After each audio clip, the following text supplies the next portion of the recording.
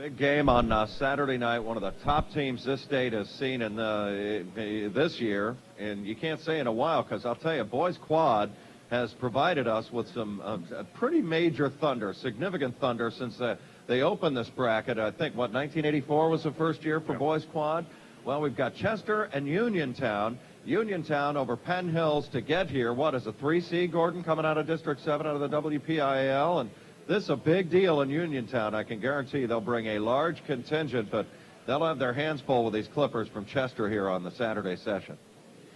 It's going to be a very, very difficult task for Uniontown. First of all, they're a very good team, and they're a little bit young. They only have 3 seniors. All 3 of those seniors contribute significantly, but it's really that depth of the underclassmen that's really made Uniontown a pretty good team.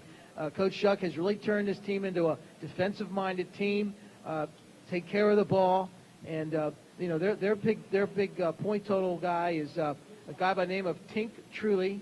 You'll be able to have some fun with that when you're calling the game. He gets 15 a game. But this is a team that sort of has somebody step up every night, do something good, and it's been a team that's been overlooked. I think they've only lost a couple games, and they started out the season with a pretty good run, undefeated.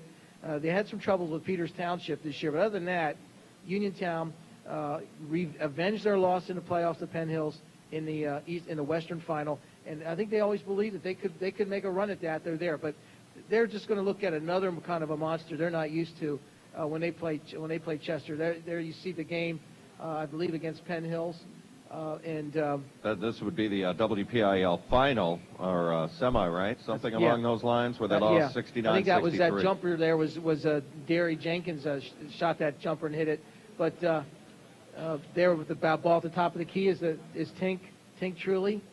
They're athletic. They're overall all good players, but they're going to run into just a team that has been aiming for this game for a long time, and Fred Pickett and the Chester Clippers really believed that this was their year.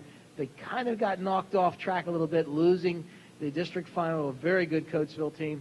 But, I tell you what, I got to believe when Chester loses the game to somebody that they have the mental advantage coming into the rematch. But like I said earlier, you have a better chance of seeing ice in Hades than seeing somebody beat Chester twice in the season. Right, and there's Uniontown, and obviously they're coming here believing in this, in trying to get this done. I mean, Penn Hills, and I don't think that's an upset last night in a rematch situation. It may not be Shady Side over Aliquippa like it was in boys double, where you had a 30-point differential and then they end up winning. But again, this team. What about the big guy down low, Travis Grady at 6'7"? Is he going to be able to hang around here? He got a little bit of foul trouble early in this game.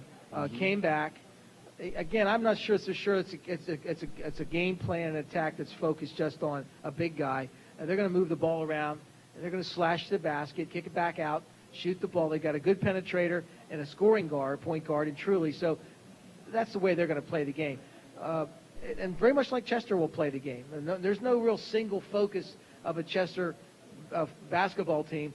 Everybody on that 5 right there can score, can handle the ball. The big guy maybe needs still some polish yet, but when you got guys like Strickland and Watson, of course, the great Jameer Nelson, he's become a legend of sorts in Chester. Ever since he's been a little kid, everybody say, you're going to be one of the great ones, Jameer. I know Phil Martelli knows right now that he's got himself a gem in Jameer Nelson. And then they've got the big guy, 6'11", right?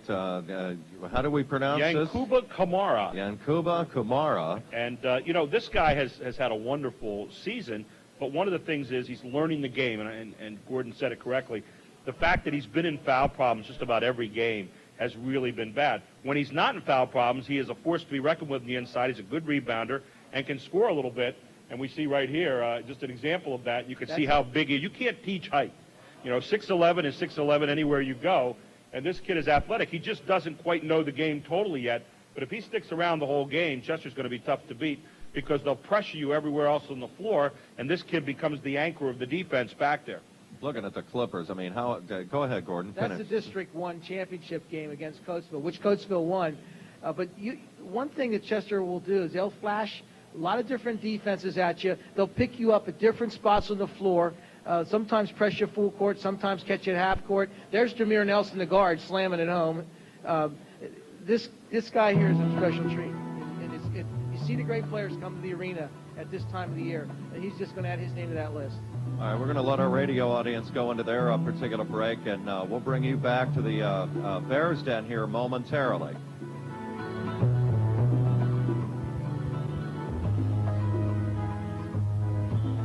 Y'all catching me looking up. They have monitors up here, so that's why I kind of that's my only sight line.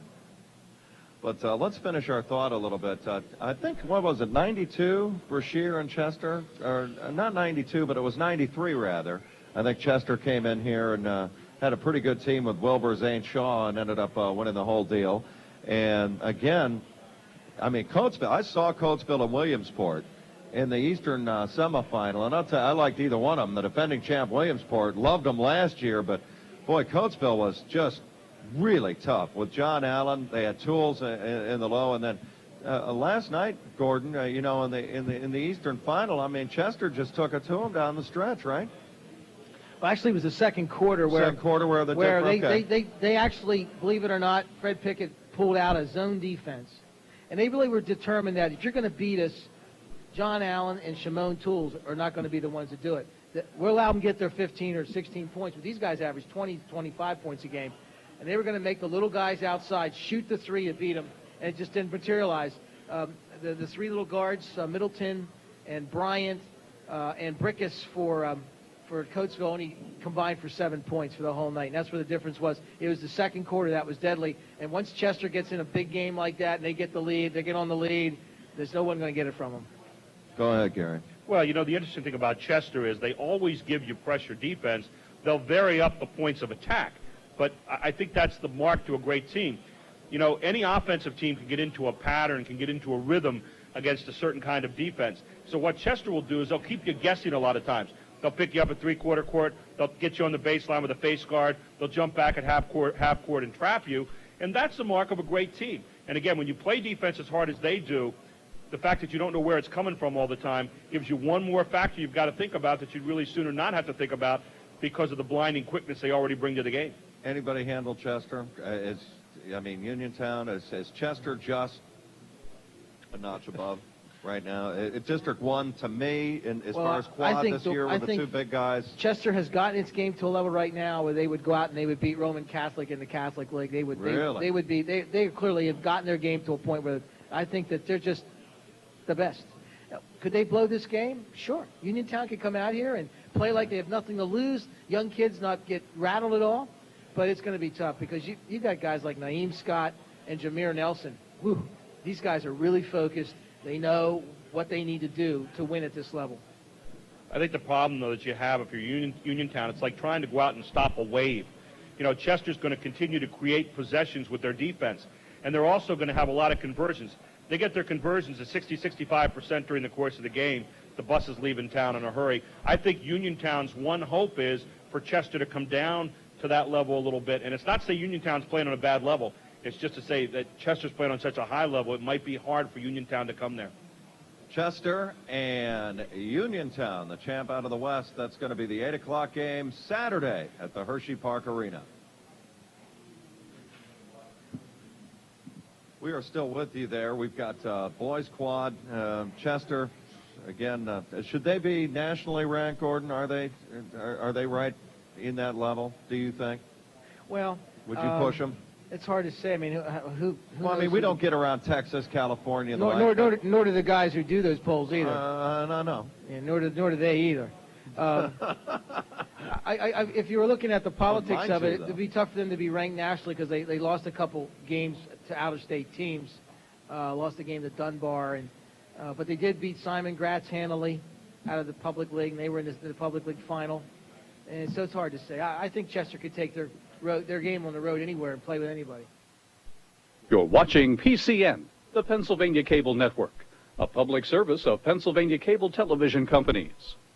PCN is supported in part by Charter Communications, serving cable subscribers in Altoona, Johnstown, and Uniontown.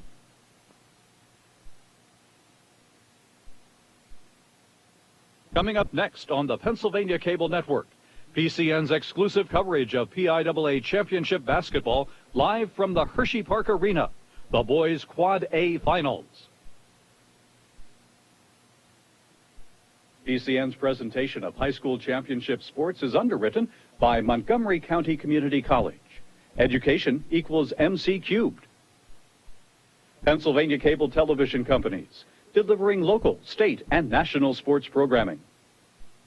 Homework Help on PCN, televised homework assistance for primary and secondary school students.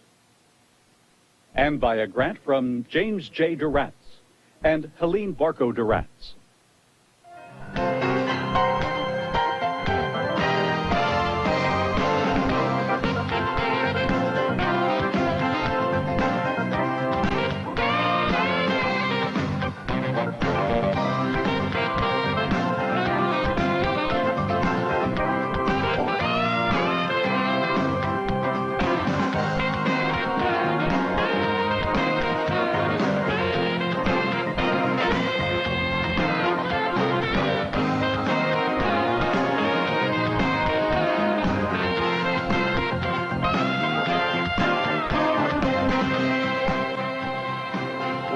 From the Hershey Park Arena, the Pennsylvania Cable Network, in association with the PIAA, present championship basketball. Championship weekend here at the Hershey Park Arena wraps up with the boys Quad A title tilt. Out of the West, the Red Raiders of Uniontown. Out of the East, the Clippers of Chester.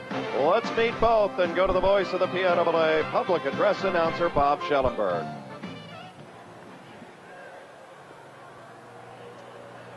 Good evening, ladies and gentlemen. Welcome to the sweetest place on earth, Chocolate Town, USA, the year 2000 PIAA Basketball Championships. In the second half of tonight's championship doubleheader, to determine the boys' Quad A champion, representing the West, a record of 25-3, the Red Raiders from Uniontown.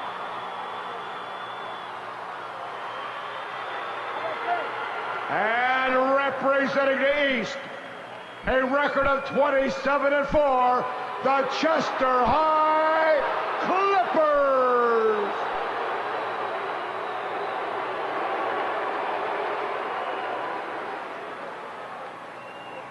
And now, ladies and gentlemen, let's meet the starting lineup. First of all, for Uniontown, their head coach, Mr. David Schuck. His assistant, Richard Bierbauer. The starting five for the Red Raiders. The starting point guard, 5'7" senior, number 23, Tank Truly.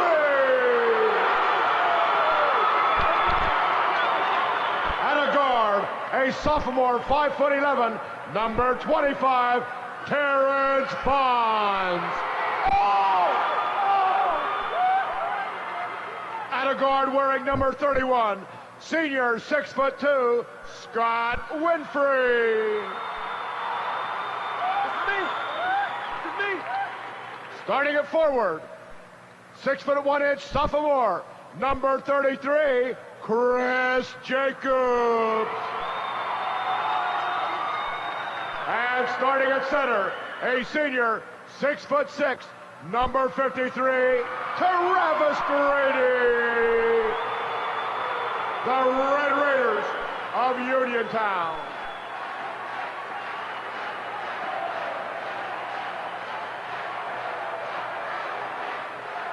And now, let's meet Chester High. Head coach Fred Pickett, assistants Keith Taylor, Fred Moon, Larry Arbray, and Derek Spence. The starting five for the Clippers. At point guard, a junior, 5'10", number 10, Naeem Scott. At guard, 6'1" senior, number 14, Jameer Nelson. Starting at forward, number 24, 6'3" and senior, Raymond Strickland. At the other forward, 6'3" senior, number 34, Lateef Watts.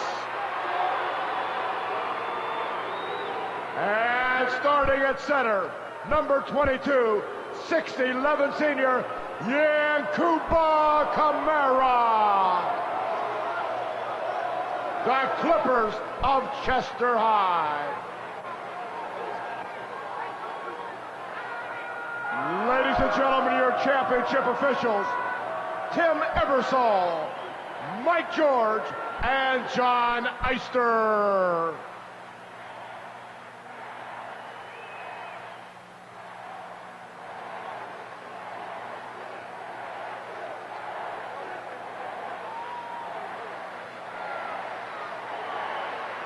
And now, ladies and gentlemen, we ask you please rise as we honor the United States of America with the singing of the Star-Spangled Banner, to be sung tonight by Lehighton High School senior, Miss Elizabeth Miller. Ladies and gentlemen, our national anthem. Oh, say, can you see by the dawn's early light what so proudly we hailed at the twilight's last gleaming, whose broad stripes and bright stars through the perilous fight o'er the ramparts we watched were so gallantly streaming, and the rocket's red glare, the bombs bursting in air, gave proof through the night that our flag was still there. Oh, say does that star-spangled banner yet wave for the land of the free and the home of the brave.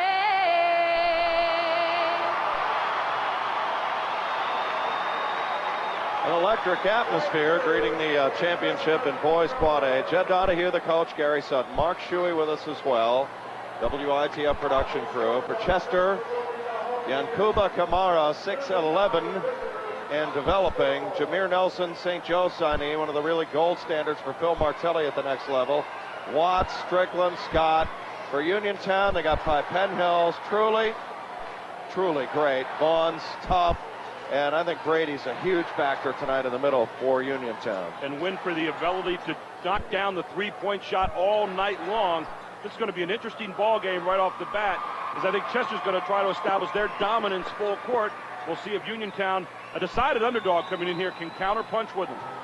Clippers making their first appearance since defeating Erie Cathedral Prep in 1994, 69-65. They're 3-7 in championship games, but 2-0 since we went to Quad A back in 1984, and here we go. Uniontown, Scott. It's been a long time. They're 4-0 in this championship. But haven't been since 1981, and already the first turnover. But don't blink in this game because you'll miss something. I'll guarantee you, it's going to be up and down. Take Truly. He's only 5'7", but boy, has he got a lot of quicks. Deep in the corner, and the point is missed by Vaughns, and the rebound is cleaned out there by Watts.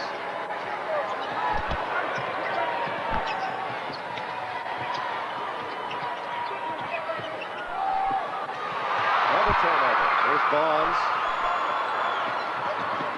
Nice piece of defense again by Uniontown.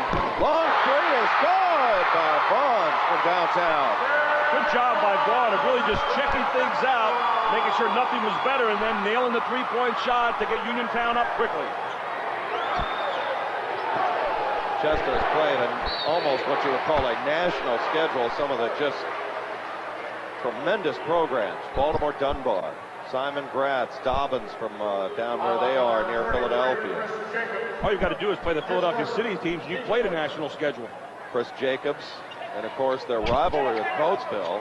They lost the District 1 championship, but then ended up extracting revenge, beating Coatesville in the Eastern Final, and a good Coatesville team. I was really impressed with them. I saw them against Williamsport. With it is Scott right now for Chester. In for Kumara, left it long. Rebound battle for Aaron Strickland, but it's saved here by Latif Watts. There's Scott from the foul line, left it long, the rebound. Chester keeps it alive, in it goes beautifully for Watts, who's got his first two. Stay on the offensive glass. That's the name of the game for Chester. They've lived there for a lot of years, and they cash in for their first deuce of the game. Straight man-to-man defense by Chester on the other end.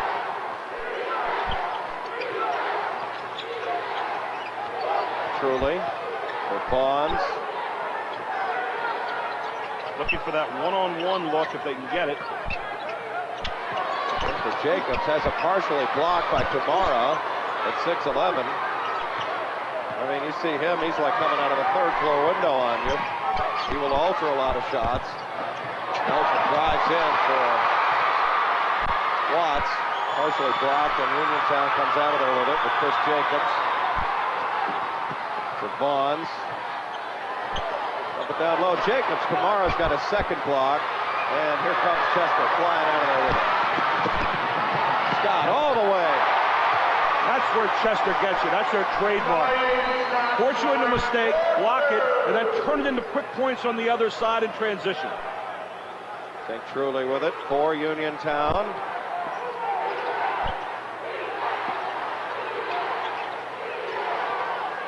Kind of feel things out now, kind of dropping down into kind of a double stack. Truly for his first jumper of the night, and it's rebounded by Watts of Chester, and here come the Clippers flying the other way. Watts on the dribble. For Jameer Nelson, drives through, has it partially tipped by Bonds, controlled by Bonds. Deals ahead for Winfrey, and here comes Uniontown the other way. 3 turnovers for Chester. Another block by Kumara at 6'11". He's a chairman in there. Fleischwater.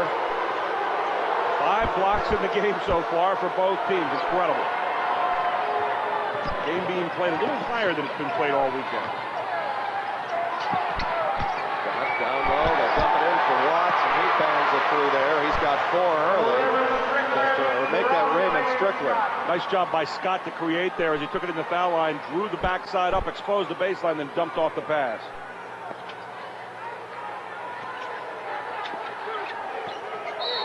Got a foul over the back. Kamara, I believe. One of the problems for Kamara has been foul problems throughout the course of the year. And when he's gotten the foul problems, Chester's had problems. Here you're playing behind. They'll throw it in. You'll see him reach in behind. Didn't look like much of a foul on the backside, but apparently got with his body on the low side. Nelson Jones checks into the Uniontown lineup. Also, Darian Jenkins. Little stack on the inbound here. Jenkins, long jumper, good. Nice stroke out there by Terrence Vaughns. Terrence Vaughn, such a good outside throw. She had 6 threes versus Bethel Park in an earlier playoff game. Scott for Nelson for his first runner. Just a great backdoor by Nelson, and Scott just distributing the basketball to where it needs to be right now for Chester. Nelson, such an explosive talent, 6'1", averaging 21 points per game, and an unforced error there. Truly's pass for Dorit Jenkins. Chester will get it back. What Chester does with that 1-4 high jet is they invite you to come up and overplay him, and then what they'll do is they'll backdoor you right away. Farrell into the lineup right now for Chris Jacobs. Head coach Dave Shuck in his 11th year with Uniontown. Moving things around a little bit, getting into his bench, giving everybody a taste of action. Chester on the lead here by 3. In the corner, Scott got a pretty good look. Following it up is Watson good. Watts doing a great job again on the offensive glass. Got position. Quickly Uniontown in the other direction. He's got 4. Is Truly from 17. And it's tipped ahead. There's a breakout coming. Scott, somebody from behind, blocked from behind. Hustle play, and it goes back to Uniontown. What sensational hustle defensively that time with Farrell from behind.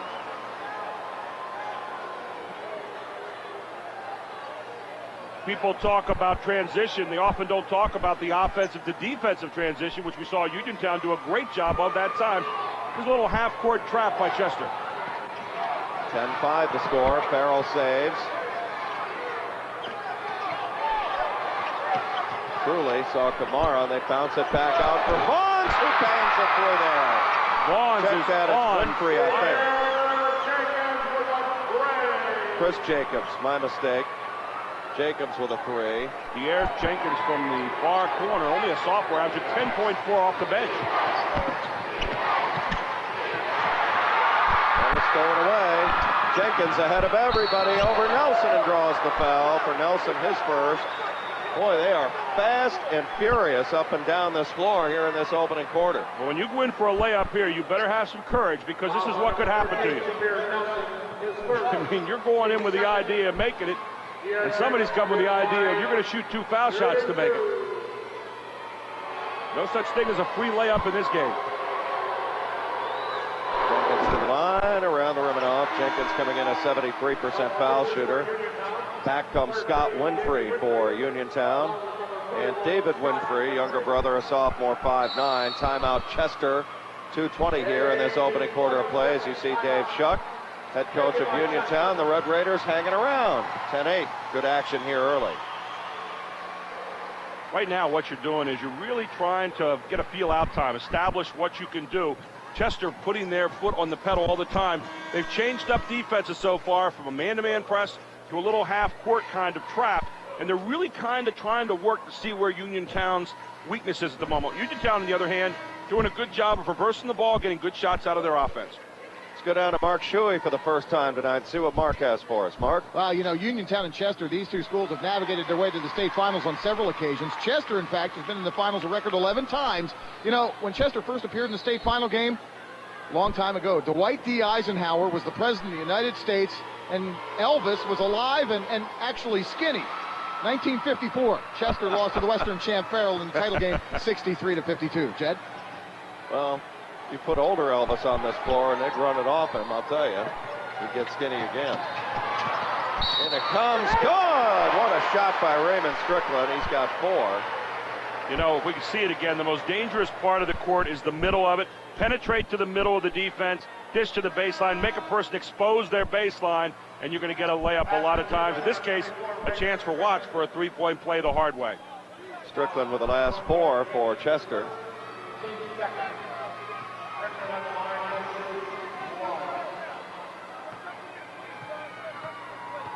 Foul on Jenkins, his first.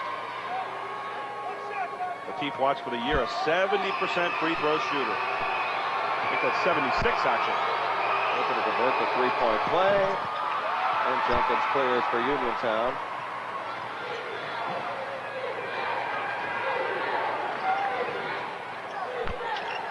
For Farrell, that's it too high. Jenkins comes back, fires from 10, partially blocked by Watts on the way through. And a technical foul is called on Jenkins, I believe.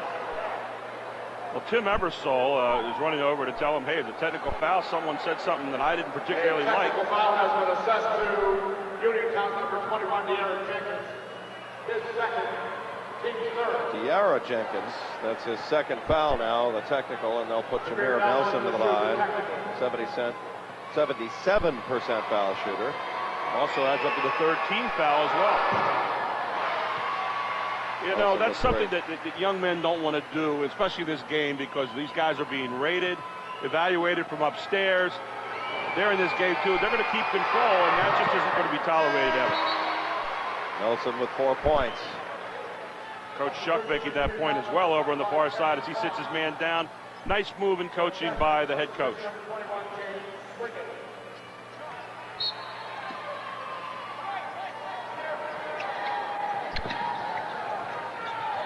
Inbound for Naeem Scott. These two teams so physical, so fast. A lot of speed on the floor. They're going to Kamara, and he traveled with it.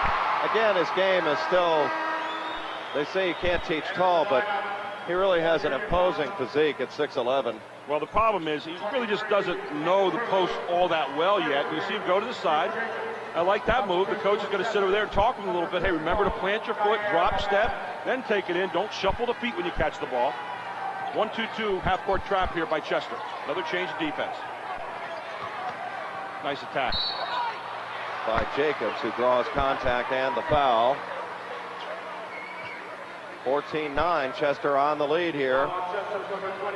1-2-2 half-court trap, and what you try to do is get it to the side, then to the middle.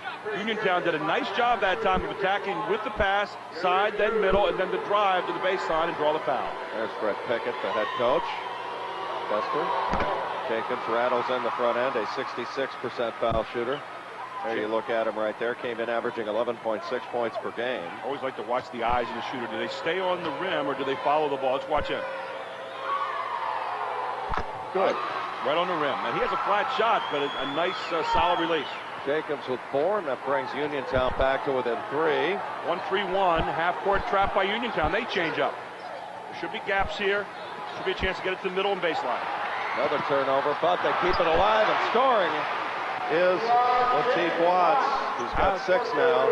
How did he get that up? That was a strong move by Watts. Here's Vaughns with it on the dribble. Down the lane. Tip block controlled by Chester's Jair Ahmed. Here's Watts. Fades from 10. Doesn't get the roll. Comes back to him. Has it partially blocked, but stays with it. Watts, give him an A for effort. He was not going to stop until that one was put away. There's that 1-2-2 half-court trap. Timeout, Uniontown. With 44 seconds left here in the opening quarter, and they're down by 7. Biggest lead of the night so far, 18-11 for Chester. Well, let's put our Gary shot up here, and let's talk a little bit about how Chester is attacking things so far in this opening quarter. That's why the timeout right now, and Chester running a 1-2-2 trap out here. And we're going to talk for a moment about how Uniontown attacks it. Uniontown has got to try to get the ball to the side. You always try to get in the gaps right here. Get the ball to the side, flash a man to the middle, hit here, and then you've got people coming into the baseline side where if you can penetrate, you're going to have a pass here or a pass here, and that's what they're going to look to do out of this timeout.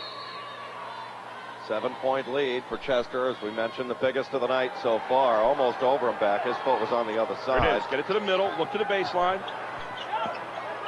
And the ball is stolen, but they get it back very quickly. Take Truly. Middle, then baseline. Jacobs for Winfrey. Now they work it back out. Long 3 by Winfrey, and a rebound gobbled up by James Swigert. For Chester, they'll get the opportunity for the last shot. Coach Shuck not real happy about that last shot from Uniontown. Here's Jameer Nelson working. He gets it back, looks at the clock on the far side. Dishes for Scott, left it short. Nelson at the buzzer, good, it goes, and it's short. Time out on the floor at the end of 1. Chester leads at 18-11. Chester, one of the top teams in this state. We'll talk about their schedule here in a little bit, but let's take this opportunity at this time to go down to Mark Shuey and see what he has. Mark? You know, the players aren't the only ones. The players aren't the only ones in the arena tonight displaying a tremendous amount of athleticism. We're looking here at the Chester cheerleaders. These guys are nonstop action all night. The Chester cheerleaders providing some of the most innovative cheers throughout the tournament that we've seen. You know, these cheerleaders provide just as much dedication and hard work to their craft as the players do to theirs. And athleticism, my gosh, Jed, some of the moves that these guys execute, you and I'd be in traction for a month. I'm getting tired just watching. Absolutely. Let's take a look at how Chester built the 7-point lead in this opening quarter. And again, athleticism. Look at this. How do you get this shot up? Watts putting the shot away, touching it off the glass.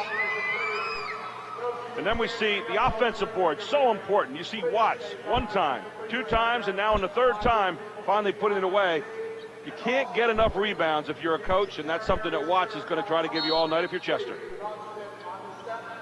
Chester 8 of 16 in the first quarter, 50%, and 5 offensive rebounds. We just talked about that for 6 stick-back points. Uniontown will go on offense to start this first moment of the second quarter. Take Truly all the way. Oh, that's Gamara right off the window. Gamara says, I know how to do that well. You don't need any teaching on that part. That was in the upper right. Scott on the steal has Nelson trailing. They'll keep it for Nelson all the way. Scott brought the man to him in the 2-on-1 break and then lofted it up for Nelson and said, take this home, and another timeout for Uniontown. 20-11, and you know, Dave Shuck right now, maybe in a situation where he feels like the game might be won or lost here. Let's have a look at this transition game. Well, there you have Uniontown getting it blocked up there by Kamara, who just was a tower of power. And now the up pass for Nelson, and take it on home and do the rest. Little different way of doing the 2-on-1 fast break, but no less effective. It turned off the no smoking light up there with Kamara on that block. I mean, he was up there on the right of that cylinder, right at the top of the glass. There you see Melissa Nash, the Assistant Executive Director of the PIAA. She's done a great job this tournament with the media, and hats off to her. 20-11 the score. Driving through as Jacobs has it blocked. Here comes Nelson. Look at the speed. Right down, got a little bit out of control. Kamara picks it up, and the rebound comes away for Uniontown. Jacobs feeling pressure to the back for Vaughns. Vaughn's going to rock it from downtown off the front. Rebound to Winfrey, but Scott gets a hand on it from behind. And they're still battling. Here comes Scott. Numbers the other way. Chester 3-on-1. Scott takes it himself all the way. Kamara on the tip. What Chester has done with this 1-2-2 trap has basically been to speed this game up and totally take Uniontown out of their half-court game. Now they drop back into a man-to-man.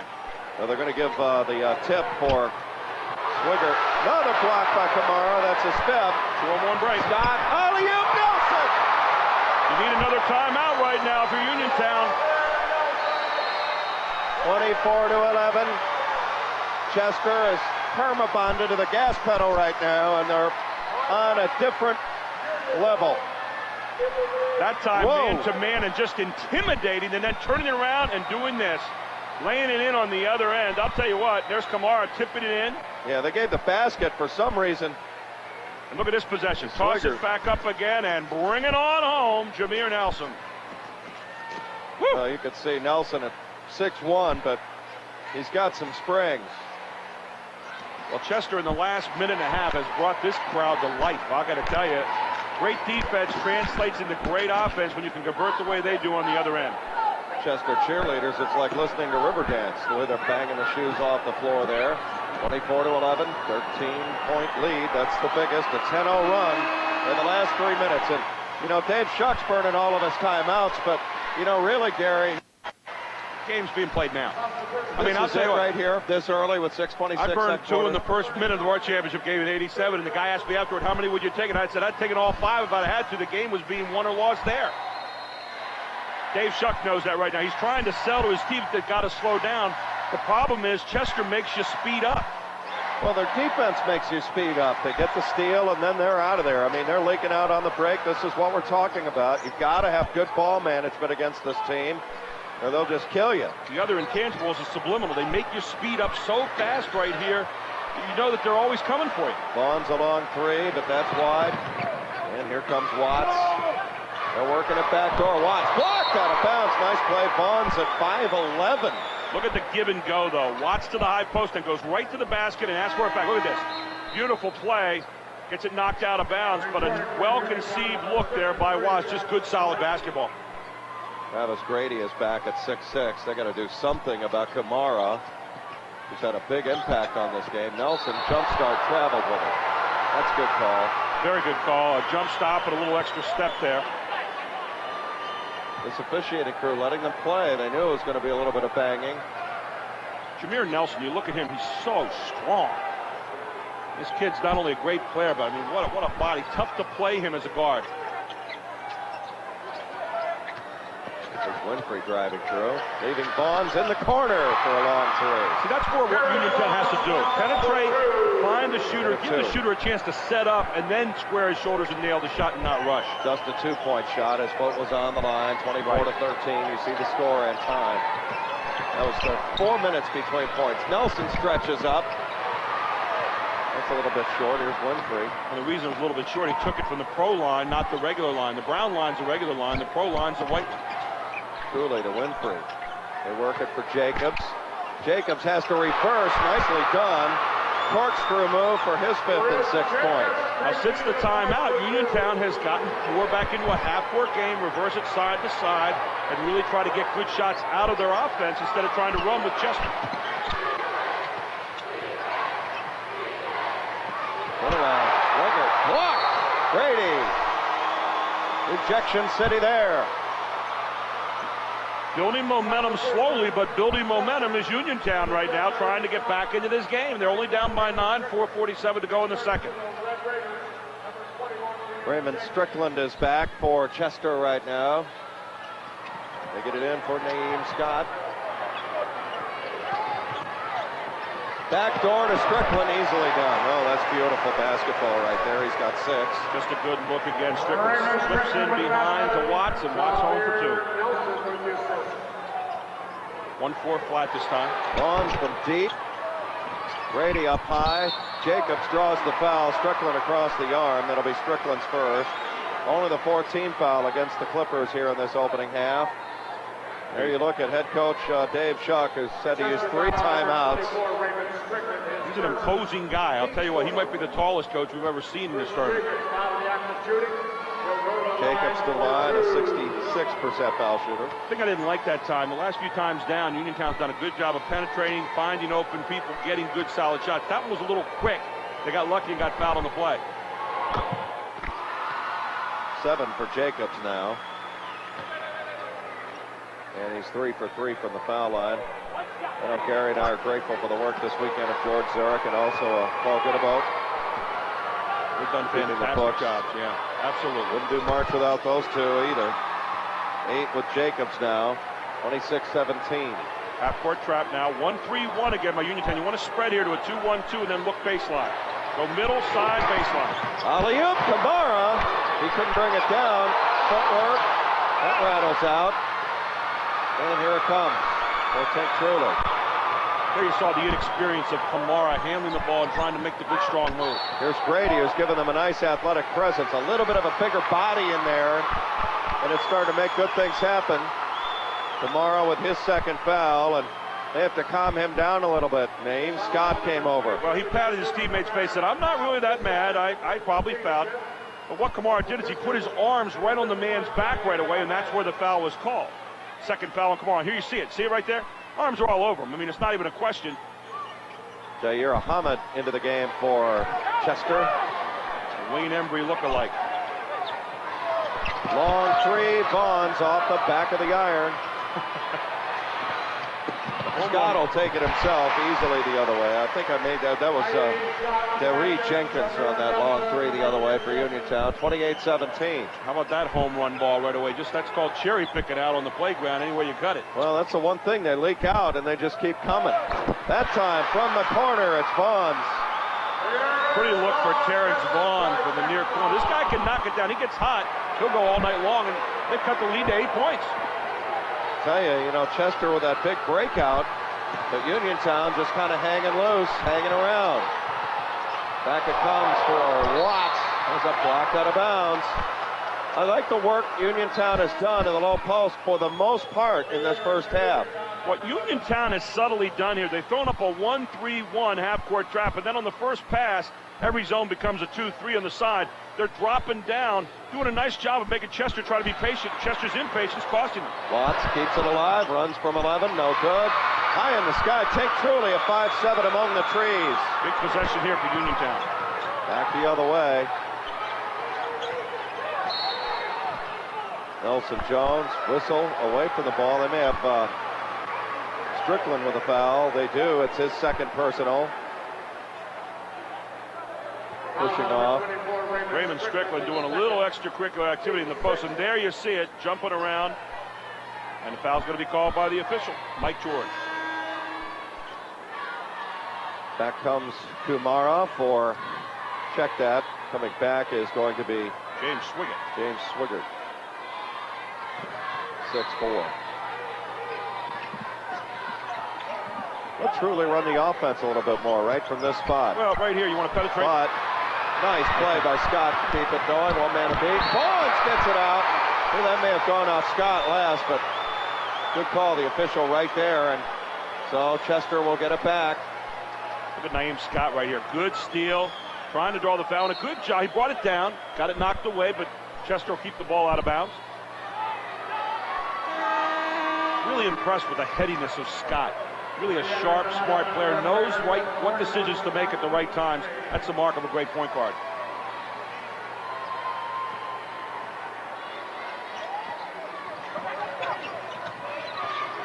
Swigert has it stripped by Truly, and it is controlled by Uniontown. Here come the Red Raiders on offense, down 8.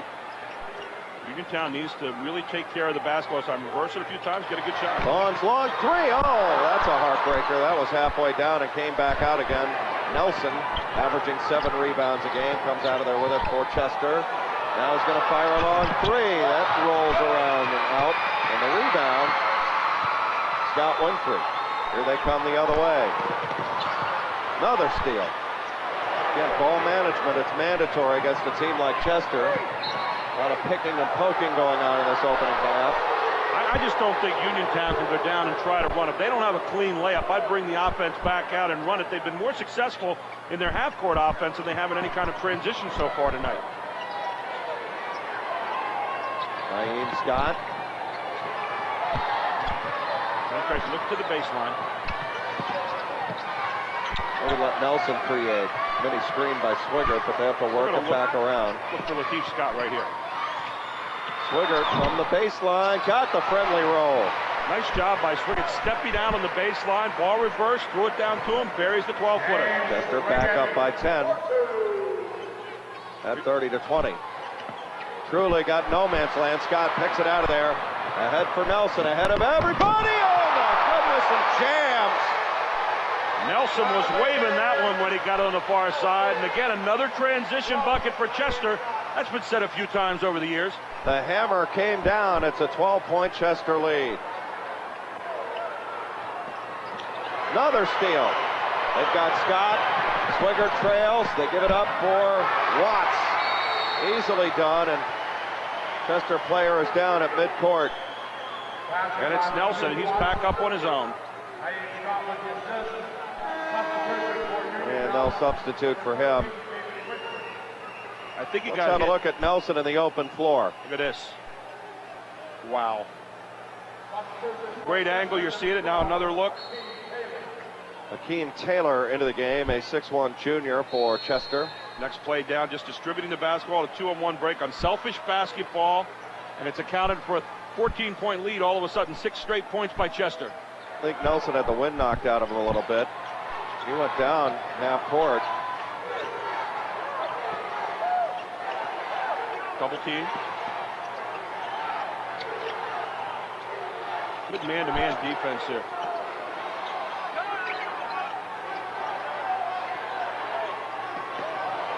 Vaughn's from the foul line, tipped up by Grady, no. And it's cleaned out of there by Swigert, who's had a really solid game off the bench.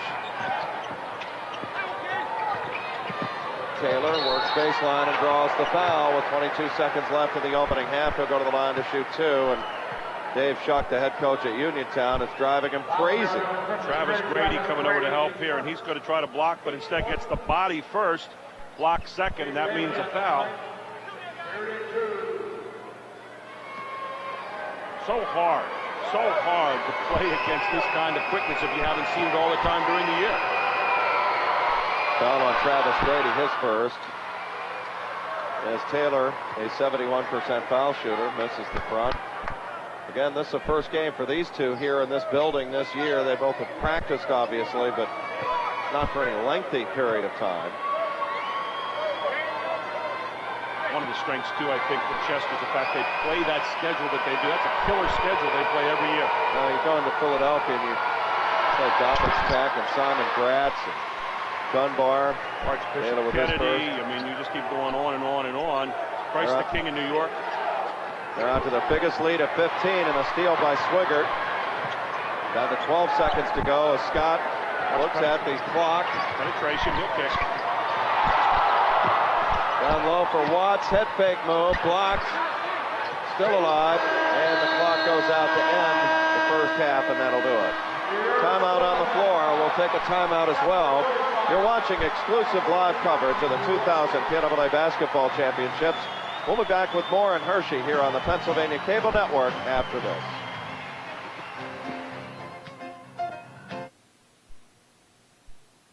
You're watching live coverage of boys PIAA Championship basketball exclusively on PCN, Pennsylvania's Championship Network.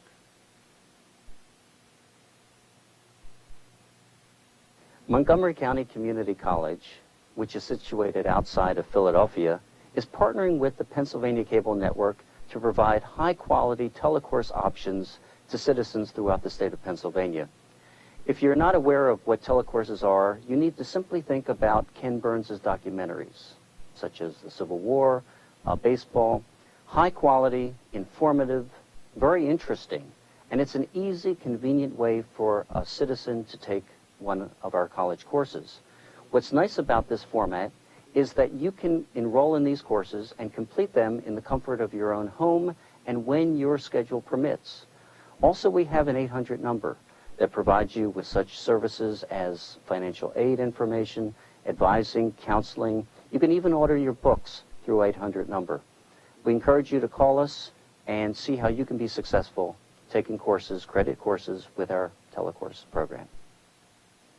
Hello, and welcome to the Pennsylvania Cable Network. We're delighted to join with you in celebrating high school athletics in the Commonwealth. Everything that we do here at PCN, from our daily coverage of the General Assembly to programs exploring manufacturing, from carriage of significant Pennsylvania events to our satellite distribution across the state, all of this is made possible by Pennsylvania cable television companies which carry our network on their channel lineup. Often at PCN, we'll list the names and service areas of local cable TV providers. These are the community-minded companies which voluntarily pay a monthly fee to cover network programming and operating costs. PCN receives no state funding. We are supported instead through the generosity of cable systems which make PCN available to their subscribers. In watching high school sports on PCN, we hope you'll remember the commitment of Pennsylvania cable television companies. They're the ones that make this network and today's programming possible. Homework Help on PCN is a live 2-hour interactive call-in program for students in grades 1 through 12. State-certified teachers will work through math and science questions with students. 5x times 3 gives you 15x. And Jesse, what do you get if you add the 2x and the 15x together? 17x. That's exactly what you want. Homework Help on PCN airs throughout the school year on Sundays, live at 5 p.m. I'm James J. Duratz of the Pennsylvania Cable Network, and I'm here with my wife, Helene, today because we have some exciting news on the sports program. And Helene, I got to tell you that I'm really shocked that you're here to talk about sports because you're constantly complaining about too much sports on programs and you can't get me to do anything. Well, Jim, would you like me to give you an explanation to that? Yes, I would. In my view, too many sports events today are based on salaries and other cash considerations. There is no spirit. With these high school championship games, and remember, Jim, we'll be viewing the telecast of the girls' events for the first time. Yeah. You see spirit, enthusiasm, the desire to win, just good fellowship at its very, very best. And remember, Helene, this is the championship games we're talking about, and it could be the last straw for so many of these young men and women to represent their schools. That's a very interesting point, Jim. Why don't we take this opportunity to invite our good Pennsylvania friends to join us in viewing the championship games of both our young men and women on the Pennsylvania Cable Network, PCN. Sounds like a wonderful idea, Helene. Good. We'll see you all there. PIAA Championships throughout the year exclusively on PCN. In February, team wrestling. In March, individual wrestling and boys and girls basketball. In May, boys tennis.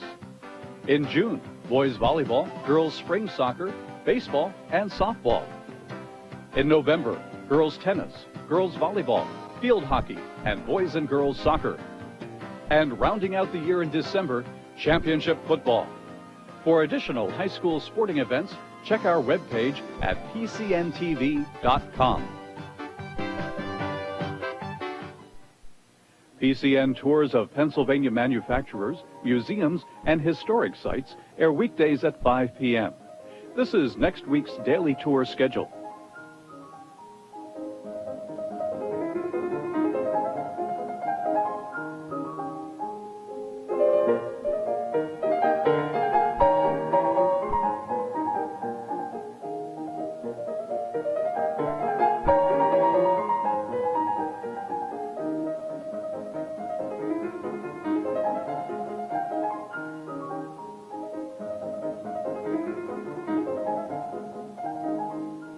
You're watching PCN, Pennsylvania's campaign network. Tune in to PCN for live primary election coverage Tuesday, April 4th, beginning at 8 p.m.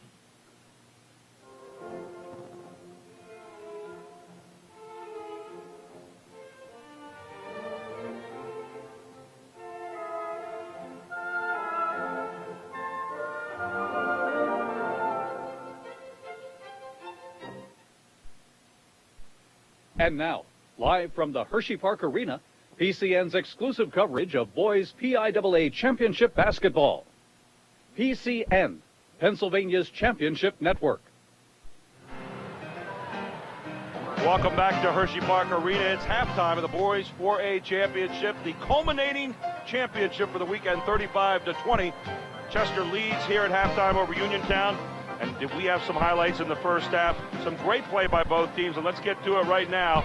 Chester's going to start it out. A lot of block shots like this one.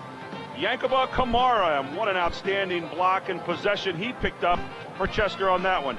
Uniontown came back. They did it long range. Terrence Vaughn's going to be the guy that's going to cash in as he steps into the line and knocks down a huge two for Uniontown as they made a run. But Chester came right back. And again, it was Kamara this time. Ball comes down. It's going to come off the glass.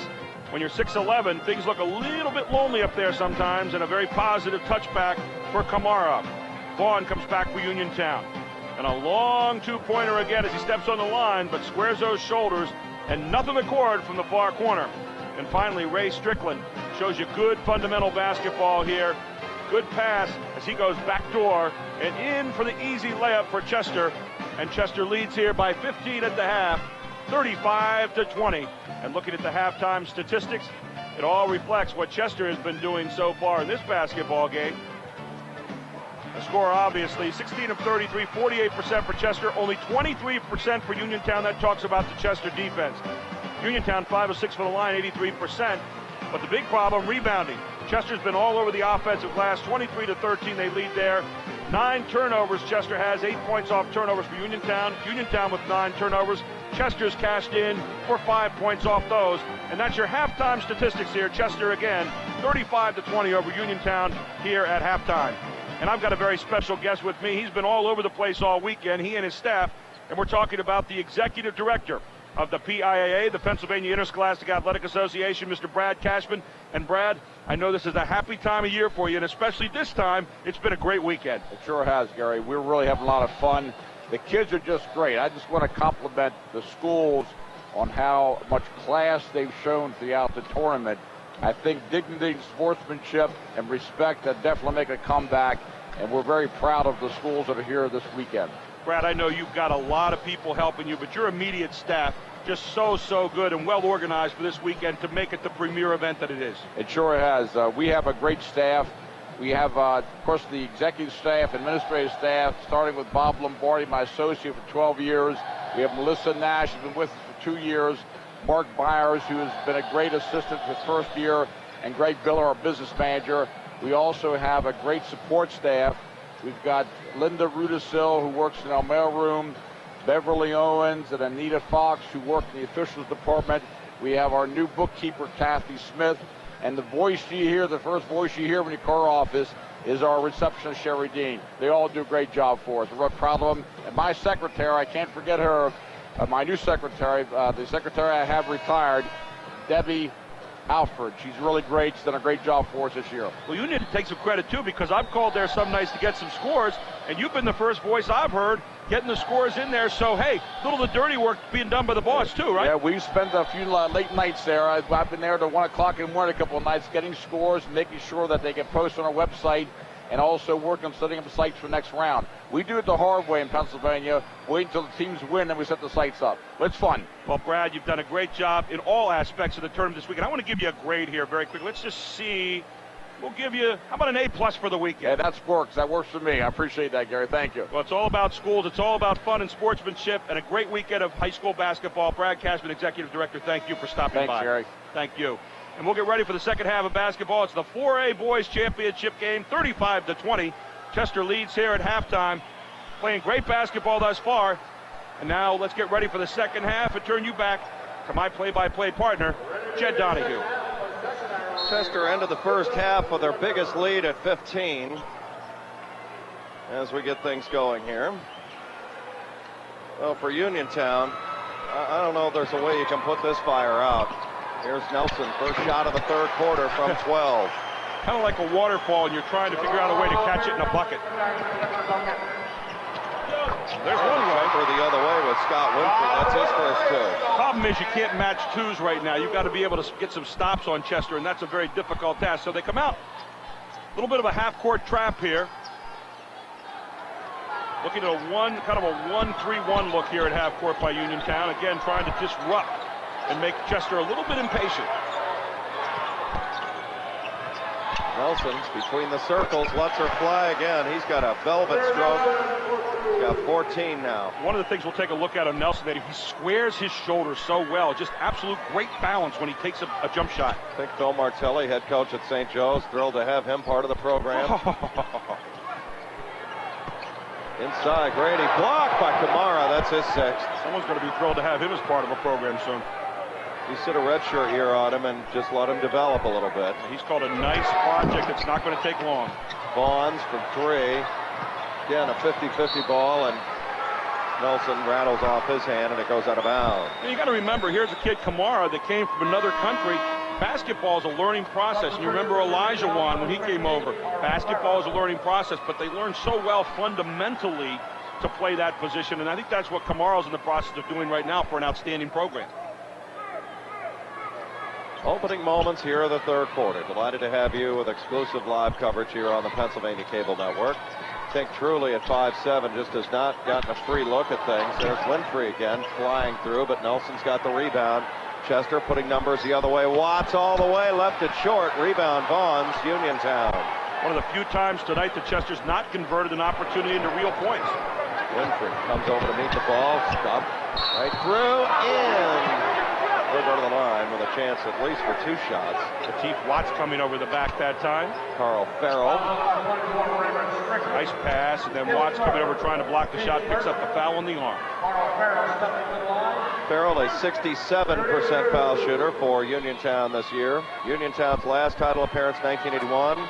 A 73-61 victory against Springfield Delco in AAA. The Quad A bracket was at its debut in 1984. There's only been two champions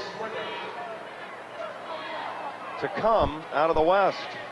There's a guy that's got a major task in front of him in the second half. Dave Shuck, the coach of Uniontown. Proud team that worked their way through the West this year and just found ways to win. Many believe they were the best team during the regular season of the WPIAL. And we spotted something on the floor, some tape or something. Nice preventative officiating there by Mike George. Erie Cathedral Prep and Ringgold, the only Western teams to get through in quad. District 1 has won 6 of the last 11 Quad A titles. Of course, Erie McDowell this year undefeated until they were beaten toward the end. They lost, I believe, to this Uniontown outfit in the semifinals. They were undefeated when they ran into the Red Raiders. Scott trying to involve Kamara on the offense there with a lob pass. There's Vaughns. Steps into an 18-footer around the rim and off. And here comes Nelson. And Nelson just so tough with a basketball. Got a foul. He is just such a handful off the dribble. Well, Nelson's a kid that does so many things. He passes the ball well. He plays tough defense, which we saw down here. And then he puts the ball on the floor, which you can see right here, and handles it against you. Keeps it so low. It's very, very hard to take it away from him. And then the strength. Scott Winfrey with a foul. That's his first. 17-point Chester lead, their biggest of the game. As we are in this third quarter of play. It's been 18. According to what George Zarek telling me. We can see here, Kamara's being fronted. Get a chance to maybe throw it over the top to him here shortly. Nelson fouled from behind. To Reed Jenkins with his third. Just to watch Nelson finish that shot, even though it didn't count. He's fouled on the play before the shot goes up, but he went all the way underneath the basket and flipped it around with his left hand and brought it in nicely. Nelson inbound for the Clippers. Scott finds Swigert open from 10. Didn't get the roll. Comes back to Nelson, though. Smart and they're going to turn it over to Scott. Over and back, and it'll go back to Uniontown. Chester's turned the ball over a few times tonight. That's their 12th turnover overall. And for Tink Truly, came in averaging 14.6 points per game. So far scoreless. Bonds runs it down, back to Truly. He just hadn't any open looks. Bonds from the corner, bang. I like Bonds. He really likes those. Tie it up right away and knock it down. He's been tough. Now they pick up the pressure full court. 1-2-1-1. Good defense. It'll go back to Chester. I'm going to tell you what, the referees have let him play here. Some of the officials have let him play, rather. Which is good. I mean, you get a chance to really see these athletic players play at their 4A is speed. physical. I mean, you know, a lot of what you might normally see as fouls, they're not fouls in the 4A level. Much more physical play, much bigger bodies. Uniontown really getting after it defensively. They are a scrappy team. They came as advertised. Timeout Chester. Let's go to Mark Shuey right now and see what Mark has for us is here in the third quarter with 4:45 left. 39-25, Chester by 14. Mark? Well, the Uniontown faithful, they've descended upon the Hershey Park Arena in mass. As told, 4 busloads of Red Raiders students and fans have piled into the Hershey Park Arena. And they don't have a whole lot to cheer about so far, but, you know, they did tell me that after a nearly 20-year absence in this game, they're just ready to explode. There you see some of the faithful. They circle this arena about halfway around. You can see and hear them right now. You know, the slightest sign of a Red Raider run, and you can bet they're going to get a lot of help from their 6th man, the one you're looking at right now, the Uniontown fans. Well, right now their defense is getting enough stops, but they need conversions at the other end. This end on offense. Great steal by Nelson Jones that time of Uniontown, and then the foul on the other end against Kamara. His third. We get a chance in the next stop and play. I'm going to ask you to diagram a little bit about what Uniontown is doing defensively to try and at least neutralize Chester. Well, you can see Kamara is caught out of place here. He's out on the wing against speed, and that's where they hang height around your neck when you get out too far away from the basket. Kamara picking up his 3rd foul. Greg Jackson into the game for the first time for Chester. Long jumper, wide, and the rebound is cradled by Jameer Nelson. 14 points, still workable here if you're Uniontown, and they're back in a man-to-man. Scott leaves Watts right through the lane. Out it comes. Watts follows again. He's working relentlessly and draws the foul. That is all about attitude in there. And a technical foul is called against Uniontown. They may have hit Bonds with it. Well, we're going to wait and see. It appears maybe Jones or Vaughn.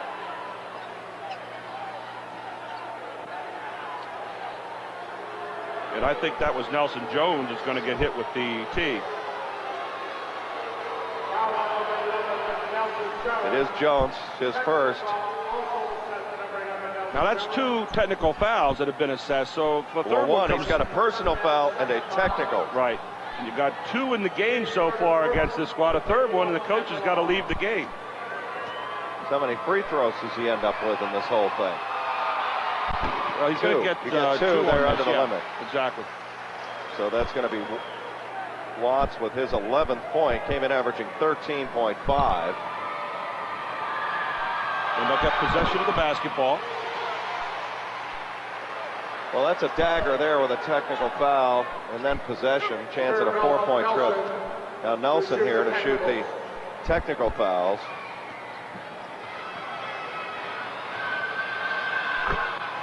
And Dave Shuck talking to his players over there. I mean, trying to make sure that everybody is on the same page. It's so important to stay disciplined and so important to stay within the team concept in this situation. Nelson with 16. So you just gave away a potential here of 6 to 7 points on this possession alone. A moment ago it was a 14-point question mark. All of a sudden it's 18 points and the bus might be leaving town. Oh, look at Nelson to the left hand, rattles out. Foul over the back, going to be on Swigert. That's his to second. That'll be the 3rd team foul against the Clippers here in the second half. Look at the move, though, with the left hand. I mean, just a great move in there, and should have gone down, ends up coming out, and the foul call on Swigert over the back. Here comes Chester again. 1-2-2, half court. They really want to put this game away right here. They break the pressure. In the corner, Jackson left it short. Jenkins left it short. Rebound comes away for Nelson Jones, and He draws the foul, and he'll shoot 2. He came in averaging 6.7 points per game. Watch the shot here. It's short. Picked up by Jones. Puts it on the floor. Comes back up. Draws the foul from behind. Foul against Greg Jackson. Foul on Greg Jackson is first. Jones 67% for the year on the line. So important to put that hand in the basket at the end. That time he put it toward the ceiling. Let's see if he puts it in the basket this time to finish it. You get the lift, then you reach to the basket. There it is.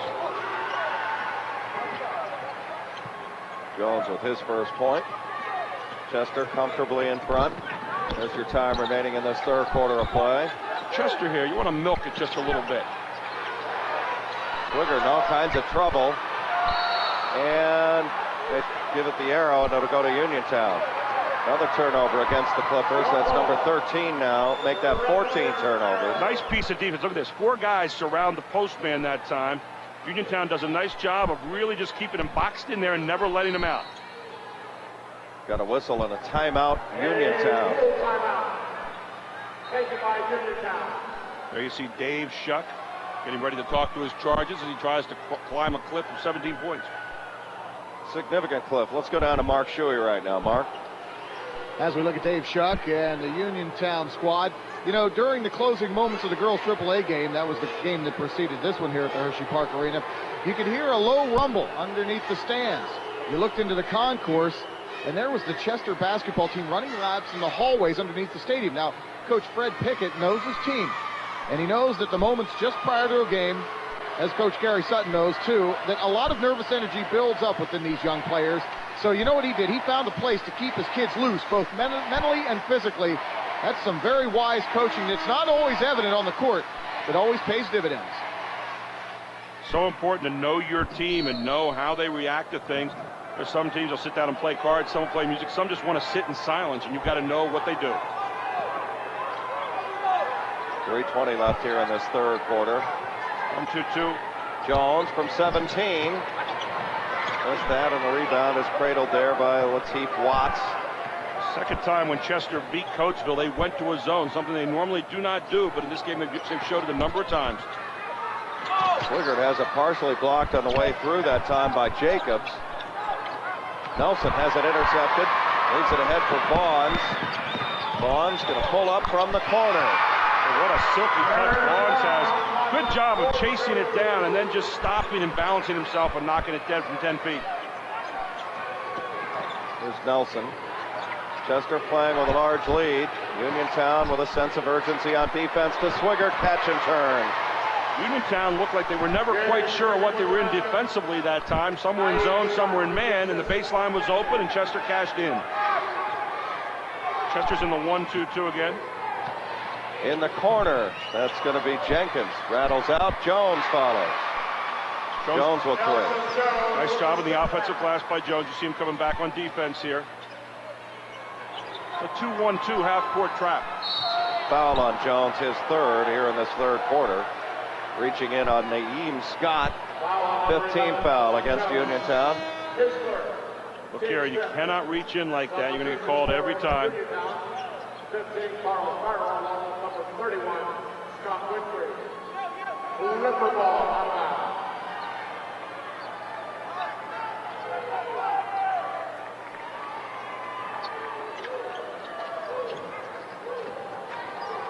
Scott gets it back. And he'll drive through, and he's fouled on the way. Again, the speed. They're beginning now to really wear out Uniontown, I've got to think, because they're getting to the spots on the floor now first. One of the things that's so important in the modern game is right here. Scott penetrating into the middle of that defense. That's the heart of the defense, and then trying to open up a baseline look or get an easy layup. Scott gets fouled on the play. So good things happen when the point guard can penetrate into the middle of a defense.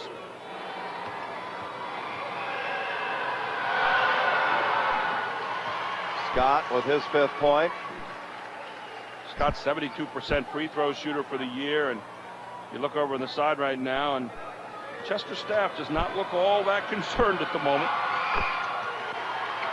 6 for Scott now. 102 minutes to go here in this third quarter. Chester by 17. They've led by as many as 18. And we've got a steal. Jameer Nelson in the open floor. Working on Tink Truly. Now they've got Uniontown in man-to-man, and this is exactly where they want them. You can play one-on-one basketball, penetrate, get fouled, or dish off. Trying to trap. They got it done. Here's Jones, who's had a good athletic third quarter all the way. Missed the layup. Rebound, following, good by Carl Farrell for his first two. Nice job of getting the trap, creating a new possession, and then putting it in on the other end. Here comes a 2-1-2 half-court trap. And a foul. Winfrey, his second, and that's going to put Chester to the line as Uniontown is over the limit now. 1:15 to go in the third quarter, and a 1-and-1. Going to be Swiggett heading to the line for Chester. Swiggett on the year, a 72% free throw shooter as well.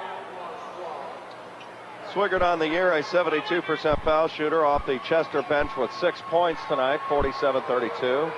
The Clips are rolling. Nice stroke by Swiggett. Junior. You know, you look at this team at Chester, 72% from the line for Scott, 77 Nelson. Kamara's the only one underneath, and he's at 63%, which is kind of livable. Strickland at 70, Watts at 76, Swiggett off the bench 72. I mean, you don't want to put this team on the line. Just I say that, what happens?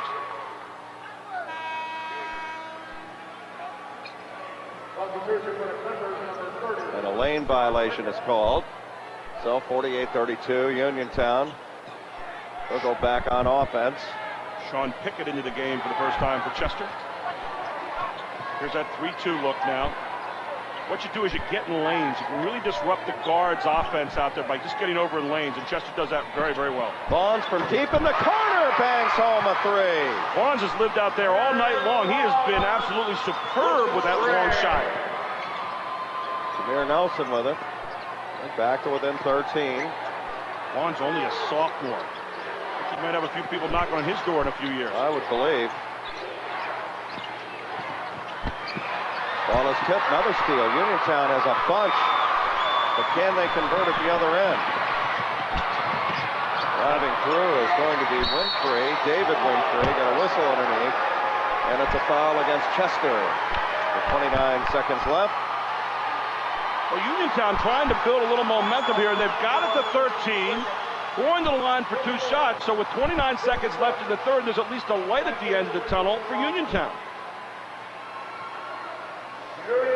Foul on Swiggert, his third, and going to the line is Winfrey, 5'9" sophomore. The luxury right now that Coach Fred Pickett has for Chester is he's used a lot of bodies subtly this quarter, and he's got a lot of fresh people coming back for the fourth. There's Dave Schock, who's been trying to weather this particular storm all night long. He had to call 3 timeouts in the second quarter. Only one starter on the floor right now, that being Scott. Swiggert clears. He goes 0 for 2, and Naeem Scott. Give and go Swiggert to the left hand. Swiggert follows his own mess in heavy traffic and tumbles to the ground. It's rough in there. We're talking to some of the camera people that are right underneath there with our WITF production crew, and it's a rumble inside. Back up strong. Pickett going, Swiggert rather, going up hard and getting fouled tremendously on the play and doing a little somersault to boot. Terrence Bonds with his first personal foul. That's the 8th foul against Uniontown. I like Fred Pickett's approach here. And your kids have to like it too. Hey, I've got a lot of players that can help my team. He's got basically most of his first string benched over there right now while he lets his second string get some time in there in a key situation. Swiggert now with 9. And coming back is going to be Lateef Watts. What you do now is you put Watts back into the game, and now you pick up your pressure full court again to try to take away that momentum that Uniontown was trying to build. Scott does a great job just keeping his man in front of him the whole way. Jacobs says to just throw it out. Now they've got Watts. He didn't spot Scott. And at the buzzer, it's short, and that'll do it. Timeout on the floor at the end of the third quarter of play. Chester rolling towards potentially a state championship. Could be their first since 1994 and their third over the last 10 years, leading by 15. Let's head down to Mark Shuey right now and see what Mark has for us. Well, you were talking about Chester's storied history. Yeah, this is a record 11th appearance for Chester in the state championship game. Well, Uniontown also has a storied basketball history as well. Tonight marks the 4th time the Red Raiders have played for the basketball gold. And, you know, not one player on this team was born the last time Uniontown played for the title. That was 1981. Right here, Uniontown took Springfield 73-61. It's been a near 20-year absence for the Red Raiders. Red Raiders won their other 2 appearances, by the way, in 1962 and 1964. So if Uniontown wants to keep their championship game record unblemished, they've got a lot of work to do here in the final 8 minutes of play. All right, let's have a look at Chester and Uniontown, how they attack this game in the 3rd quarter. Gary? We'll take a look at this. Chester looking inside. Nice finish by Leggett in there. James That's just a good post up and a drop step, and then Uniontown on the other side doing the same thing. Get the ball down the post, get the ball to the far corner. And Vaughn says, give it to me. I know how to put it in from long range, and he does exactly that.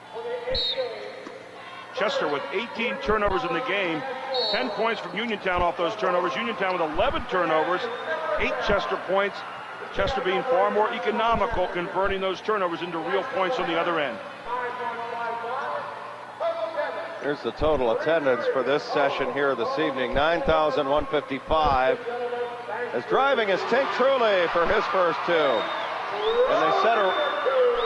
And they set a record with 33,094 for the 4 sessions over the last 2 days. And of course, it's been our honor and delighted to bring you exclusive live coverage all weekend on the Pennsylvania Cable Network. All 4 games. Driving through, that time is Zaire Ahmed.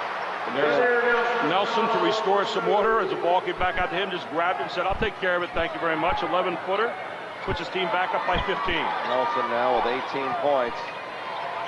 He's just so tough. Truly. His percentage tonight has been incredible.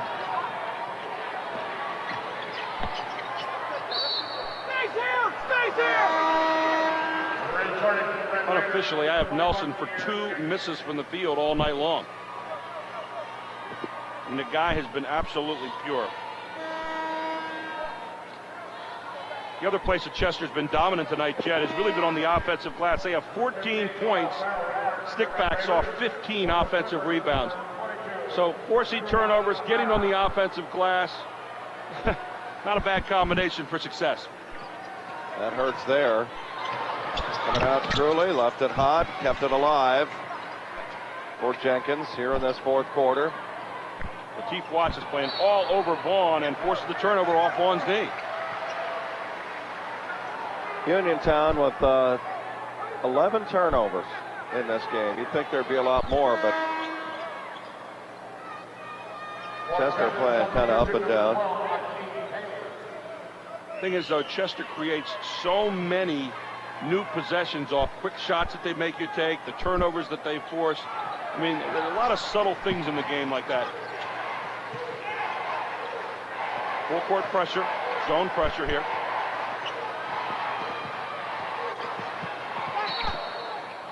If you're Chester right now, you don't want to try to do too much at this point in the game. Your possession is really everything right now, and takes over fast breaks or takes over quick jets to the basket. Chester looking on the inbound, and they get it in for Jameer Nelson. Having a fabulous game, rides through, and we got a reach-in foul. That's going to be against Uniontown.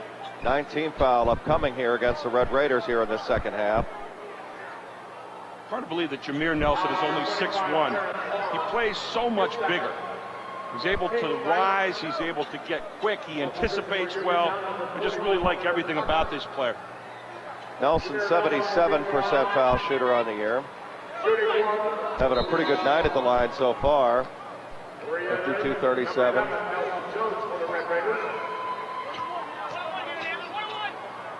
Nelson heading to the line, 77% for the season. Look at that stroke. Why should it be any different than what he's done all night? Into the game for Uniontown is going to be Leonard Tucker, a 5'9" junior.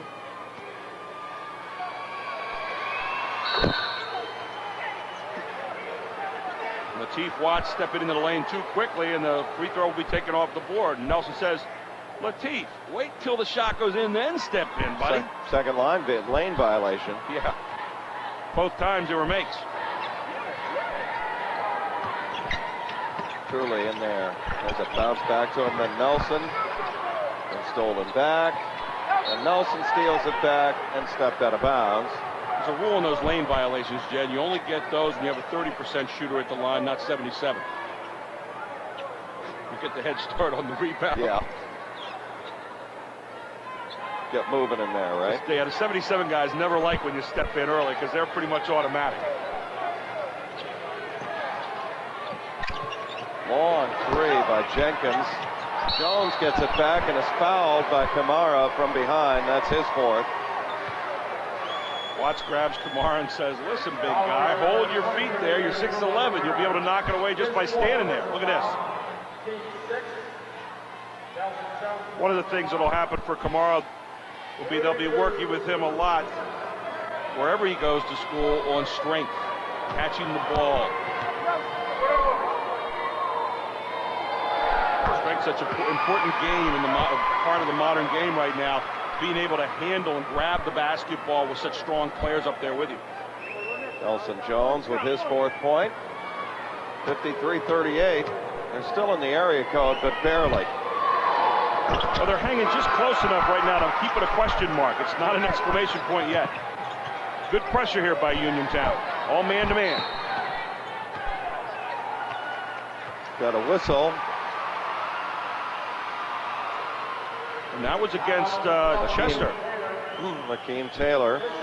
First personal foul pushing off. That happened way away from the ball. Well, now, if you didn't want to do something right now and you were Chester, it would be foul on the other end. Put it over the limit as well. And you just gave a free possession to Uniontown and stopped the clock to do it.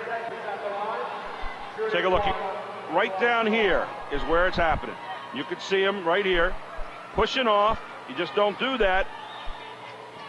That's the front end, though, on the one-on-one, and Nelson's there to clear the iron. You don't do that either. You need to cash in on the opportunities that you've created or had created for you. Well, against Chester, again, you don't get many outs. You almost have to be perfect. Yeah. Driving Watts from the baseline. Easily done for Watts. Watts got 14. Did a great job of arcing the ball right at the last second as he was defending on the baseline. Bonds for Jones. Bonds lost the handle. Watts controls for Nelson now. Here's where Chester really wants to start. Maybe not working the clock exactly, but just looking for really good shots out of the offense and not trying to rush. Scott driving baseline. Will Kamara deals it back for Watts for a long-range jumper. Well, they're really working. What a turnaround. Kamara a third time. Here's Watts a fourth time and draws the foul. Again, they've just been relentless on the windows on the offensive end throughout this game. Well, when you can get up and do a little Windex look up there like Chester's doing right now, getting up constantly, you're eventually going to get fouled. It's just the way it is. And Uniontown can do nothing about it inside. Timeout, Uniontown. As Dave Shuck wants to talk things over. Let's go down to Mark Shuey here. Mark? You know, after a 12-year absence, Chester resumed a rivalry this year. And the towns of Coatesville and Chester, they're roughly 35 miles apart, and both communities' basketball is much, much more than just a game. It's a way of life. But this year, they played one another not only once but twice after a dozen-year absence. Chester and Coatesville not in the District 1 championship game, and most recently in the Eastern Final. Now, these were the first meetings since 1988 when Chester took Coatesville in the District 1 championship game that year. They do not play one another during the regular season, oddly enough. Both teams are booked for the next couple of seasons, so a regular season resumption of the rivalry will not occur very shortly. But this rivalry, it goes much more beyond basketball. Both cities, Coatesville and Chester, they're mirror images of one another, and both play. Basketball plays a very, very important part in each community. So the rivalry is natural. It resumed again this year, and I think the basketball world is much the better for it. Well, one of two great programs there, and I'll tell you, Coatesville had a great team this year. Beat the defending state champion Quad A Williamsport in the Eastern semifinals, and played before a packed house at Villanova in the East Finals on Wednesday, and Chester got revenge. Basketball's alive and well in Philadelphia, and Chester used a zone to get revenge on Coatesville this past time. I think they caught Coatesville a little bit off guard on that, but an outstanding game down there. Keith Watts. Well, Dave Shuck, a very animated conversation with his team during that last time out. Strickland's got the rebound. Wow, he took a spill. Watts did, and it'll go back to Uniontown. A lot of people interested. Ferocious in there. A lot of people interested in possessing that basketball up on the glass. As you saw, a lot of people jumping up there on the offensive boards. Chester just with kind of a contained press. It's not a very hard one right here. Keep people in front of you right now. Truly fouled on the way through. It's going to be on Naeem Scott, rather. That's his first personal foul. 8 against Chester here in the second half. Grabs him right on the arm. Good call by the official. That's one thing this weekend, Jed, that we have seen is outstanding officiating in all 8 games. It's really been consistent.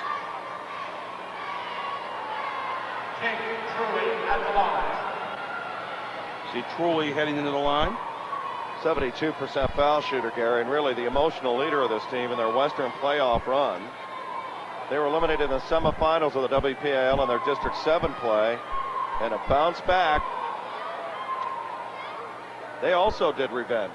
Beat Penn Hills in the West Final. Yeah, exactly. You have 2 teams here tonight that did not win their districts, and yet it shows you certainly not unprecedented, but you can regroup.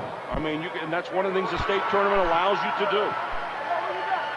It's tough bouncing through those consolation brackets at times. I can tell you from a guy that did it in '87, we finished 4th in our district. It was an outstanding district that year because 3 of the teams made it to the Eastern Finals.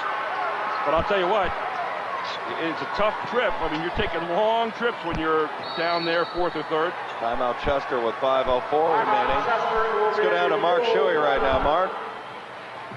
Well, the Chester fans they're starting to feel it with 5:04 left to go in this ball game. 55-41 as you look at the Chester cheerleaders trot out the center court. Yeah, the Chester fans came up in mass, and the way they follow their team, it's absolutely legendary, Chad. We have seen the Chester fans at numerous games around the mid-state area, and if their team's playing, they will go to the game. There you see some of the Chester fans. They're kind of the lull before the storm. I think they're going to wait till this clock counts down, and boy, this place is going to get noisy in just a few minutes if this score holds up. Let's put the Gary cam up here for a second.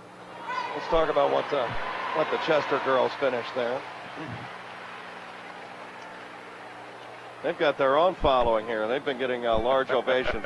Talk to me a little bit about how Chester has been attacking this game from the offensive end. Well, I think what they've done the whole game is they've really penetrated. And anytime, we talked at the beginning, anytime you could penetrate in the middle of the floor, it opens up everything on either side, gives you all kinds of opportunities. 5:04 left in regulation. 1-2-1-1 press. Chester attacking it with the pass. Now the backside's going to be open. There's going to be a baseline easy shot right here. What you're doing is you make them come up to trap you up high, and everybody starts moving up in the middle, and the baseline will be wide open for somebody. There it is. For Kamara, and it goes out of bounds off Uniontown. Watts was open about 3 times, and they couldn't see him. 6-11, there you see. This is the desperation press now, the desperation trap at half court. This is the one you need to get to try to create new possessions. And Kuba Kamara, and it comes Strickland, has it blocked, but it's stolen back by Watts, and they'll go now for Jameer Nelson. It's like Watts got hit pretty good on that play, and no call. Give and go back door for Strickland, and he is fouled. Nice sportsmanship there by Jones to hold him up. That's a hard foul. Jones is 4th. Well, you remember, now watch this. A moment ago, we stopped right there. We said penetrate middle, get baseline. There's been the recipe for success in the half-court game tonight for Chester. Go right down the middle, draw up the man off the baseline, and then dish it to the open man for a layup or a foul effort. Strickland averaging 7 points per game, 70% for the line on the year, and good. He's right at his average now at 7. Into the game was Carl Farrell for Uniontown, giving Chris Jacobs a blow.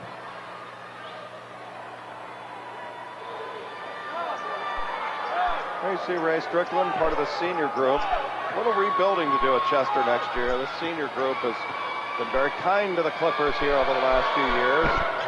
And right now they're closing in on a state championship, up by 16. 2-2-1 press coming back. Just try to make you be fairly patient. Long three by Bonds is short. And again, for outside shooters a little bit, fatigue sets in. Out to Kamara. And a follow is up, and it's good by Scott.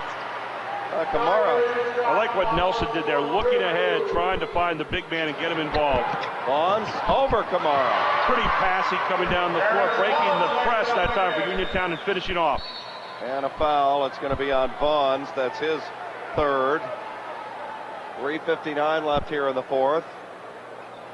That last play was absolutely how you dissect the press with the pass. Just looking down the floor, find the open spot. Take a look at this. There's a big guy coming up, grabs the rim, and then Scott gets it, puts it back in. They don't really call the technical on that much anymore, do they? No, they really don't. You can do chin-ups now on the rim, and you watch in college, and I mean, you really don't call it. That and palming the ball. I will make my one editorial look for tonight. Don't put the hand under the ball, you coaches out there. Teach the kids how to put the hand back on top and get our game back where it was. The one thing I see in college basketball right now, I think it's just a travesty, and it's starting to sift down to high school as well. Well, they imitate what they see on television. Absolutely. Watts hitting 1 of 2. He's got 15 now. There was a day when that was called a carry every time, putting your hand underneath and carrying it, and it really does gain a serious advantage in the game. What's John Wooden say about the dribble? Anything? He doesn't even like it between the legs, right? Well, the dribble's used for a couple things. It's used to get a new position, to create a pass angle. It's used to get out of trouble, and it's used to take you as a vehicle to the basket. Other than that, it has no use.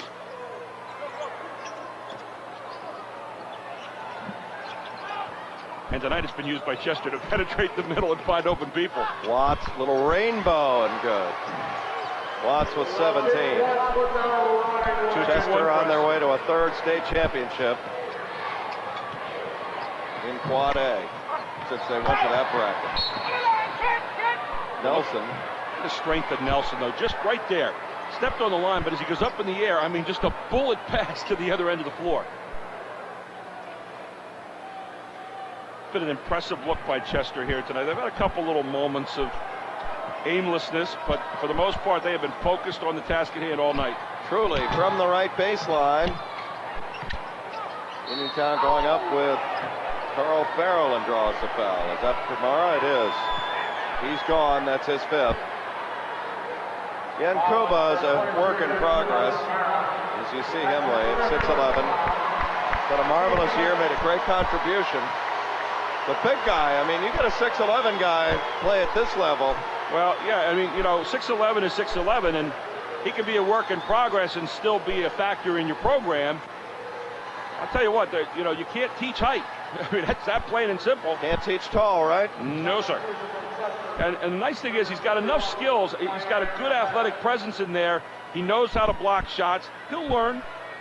You're Ahmed into the game now to replace Kamara. And going is Carl Farrell, a 67% foul shooter. For Uniontown, they've just run it a little bit too much chalk here. This is one of the top teams in the state. They come as advertised. Chester. Farrell's good on the front end. If you're a team that likes to run during the course of the year, and you come into the state championship, you say, well, we're going to do what we do well. All of a sudden, you come up against a team that likes to run and is a little bit quicker. It's like an awakening. And I think that's what Uniontown's had here tonight a bit. Hey, Uniontown's a nice team. Real nice ball. Very, very quick in their own right. Hey, you don't get out of the West unless you've got something good going on. Watts, he's been just a workaholic in there. How about that reversal? The difference tonight, though, for Uniontown basically is this. They've got no post game to match the tall guys inside, the big, strong guys inside for Chester. Play opening up a little bit now that we get to 3 minutes to Look go. out. Here comes Strickland. Couldn't catch it. Now turns off the window. Strickland with 10. Chester just finalizes on you just so quickly. Here they come. The ball on the deck. Got an arrow. It's going back to Uniontown. Well, you see the effort even this late in the game. Everybody on the floor diving after loose balls. That's what you like to see, that kind of scrappiness and effort no matter what the score. Watch this. The loose ball comes up. Well, what a reversal on the inside that time by Strickland. Watts rather on that. And the Chester fans really beginning to feel state championship number 3 is imminent. 2:35 left. There's your time, as you can see. Jameer Nelson. Proud basketball legacy at Chester. Back door, they go to Swigert. Blocked temporarily, keeps it alive along the baseline. And it's going to be Scott coming out of there with it. Scott says, time to take it to where I live, right out front here. We're going to find an open man in a second. Here's a trap. Someone's going to be open. Swigert cutting for Nelson. Second Watts is going to get the ball for a layup. Nice play by Barnes, but it's kept alive by Scott. Goes in and draws the foul. How many fouls have been called in the second half? 20. Been a lot of fouls because Uniontown's been trying to get back in the game here. And again, a lot of slap fouls, a lot of reaching fouls. And now you hear Chester. They know what's about to happen in a few moments. They have a 22-point lead with 1:59 to go. Coming out of a rock chalk District 1 this year. District 1, as we mentioned, has been the gold standard in boys quad. Recently, they've won 6 of 11 Quad A championships. There you see the orange representing Chester. Substitution for Chester. District 1's about to take home gold one more time in this tournament. Deron Patrick, 6'2" junior, in for Chester now. For Lateef Watts, who leaves with 19. He had 9 here in the quarter. There goes Scott, is good on both. He's got 10. There goes Scott. Naeem Scott. What an outstanding game he played. Good little floor general here for Fred Pickett in Chester. Sean Pickett into the game. We ask your cooperation, please. Do not throw objects onto the playing court. This could result in serious injury.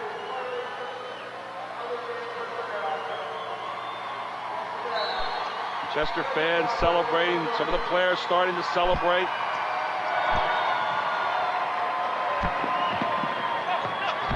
Jones from 12, and it is going to go out of bounds. Sean Pickett trying to save it. 1:47 here in the fourth. And it has been a clinic in quickness here tonight for Chester. Well, Dave Shuck ready to clear his bench. He's got some great starters. Seniors take Truly, Scott Winfrey, Travis Grady. He's got some good stuff coming back, though. Well, you know, there's some sad faces over on Uniontown's bench right now, but I've got to tell you, you lose by 1, you're shocked. Jameer Nelson leaves for Chester. The disappointment sets in a little bit, but they'll be watching the Hawk wave its wings next year. They carry Nelson to his seat. Nice to see Kamara over there with some big hugs, right? See the big guy?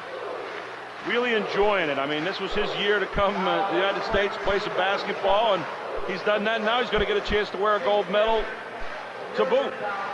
How good does it get? Uniontown in the double bonus. Take Truly going to the line with 3. What I was going to say there, Jed, at Uniontown, some of the guys upset right now sitting over there, and they've had a great year. But they have been beaten tonight by a better team, frankly. And, you know, you can't cry too long about that. You've got to look back on the great moments of your year. We can show the Chester bench. They're waving over to their fans over there. We'll get a camera on that for you momentarily. 1:45 in the fourth. Around the rim, no. They're sharing a championship that they're moments away from getting officially. T-shirts were made. And coming out of there with it all the way and good is going to be Deron Patrick. A few moments being created right now for some of the new guys in the game. They're playing just as hard, saying, hey, I want to remember this game in a positive way too. Here's Terrence Bonds, NBA size 3. And that's wide, and it's rebounded by Justin Jones. Jones gives and goes for Patrick again. I don't know. It seems like the parts changed, but the story remains the same. Well, these guys are the ones that practice against the starters every day. Their contributions are just endless. Your team is as good as the people on the bench practice. That's exactly the way it works. And if they don't practice hard, you're not that good. You are as good as you practice, right? A timeout. Chester. The reason he's calling timeout is to get the rest of his players in the game, and that's a nice move on the part of Fred Pickett. Let's go down to Mark Shuey. Mark. Well, they're starting to sense it on the Chester side, aren't they? There's Coach Pickett and his Chester Clippers. You know, the Clippers are gunning for the state championship for the third time in the last 11 years. And, you know, tonight the Clips just showed a great amount of quickness, fabulous athleticism, and they were very well prepared by Coach Fred Pickett and his staff. And quite frankly, Uniontown ran into a buzzsaw tonight. I don't know if any team in the state could have beaten Chester tonight. And those guys on the bench, they have nothing to hang their head about at all. That's a very good Uniontown team.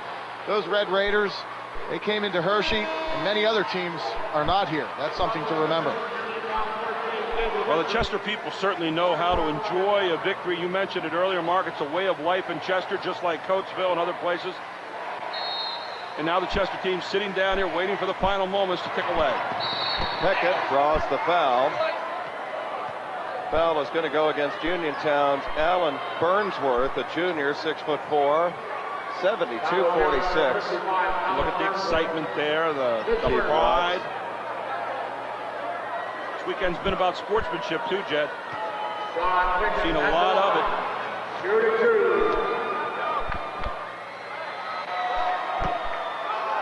Pickett misses the shot. 53 seconds left.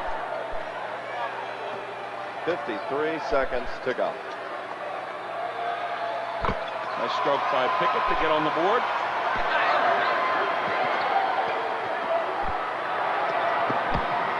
Burnsworth intercepted and then out of bounds. It'll go back for Uniontown.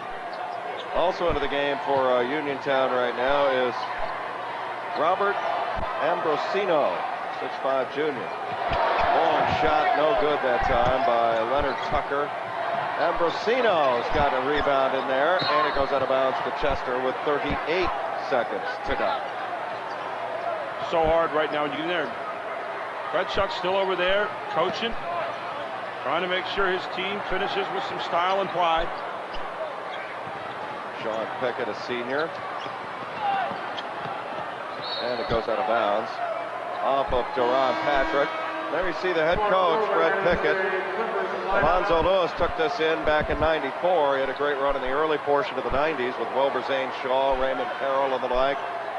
If I'm not mistaken, Fred Pickett was one of his assistants during that time. That would be correct. Pickett, an outstanding man. Hello. We get doused. What happens when you leave an open water container on the desk, right? Only fitting. At least we didn't get hit with a cooler, right? That's about the only hoops I want to play at. Long jumper in the corner by Adam Bozick. Sophomore, no good. Take it down now. Final seconds. Bozick followed up and in. Beautifully so by Burnsworth. Chester has won it. The state championship. The Hershey Kisses come out of the stands. No. Nope. Whoa. Let's go to Mark Shuey. Mark. That's a wild scene on the court, as you can see right now, as Chester wins their first state title since 1994, their third in 11 years. Chester 11 times in the state title game, first being in 1954. They didn't win the state title until 1983, nearly 30 years of fruitless efforts here in the state title game, but since '83, Chester has won 4 state titles, and this is the latest one, a big 73-48 win over Uniontown. Chester has won it.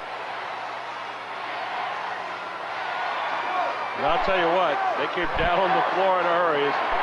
Fred Pickett out getting a hug from a bunch of friends and family in the middle of the floor. Hershey Kisses fly down from everywhere. Chester still celebrating underneath the basket. For Uniontown. Feel that way. You know, part of the chance you take on winning is a chance that you're going to lose as well. And Uniontown lost only on the scoreboard tonight. What an outstanding season they had, fighting through adversity, fighting through tough games to get to a state championship, and part of coming to the state championship is the experience of being here, the experience of getting a chance to be part of a panorama of sports throughout the weekend, and Uniontown certainly will remember that. That's the first time Uniontown, by the way, has ever lost a game in the state championship. They're 4-1 now in their history, so a little history lesson right there. All right, the Uniontown people, we're going to go to Bob Schellenberg here momentarily, but order has been restored. Wild scene here at the end. And Chester wins a state championship for the third time in boys quad. Make that 7 of 12 years now in the like. They're going to line everybody up here momentarily.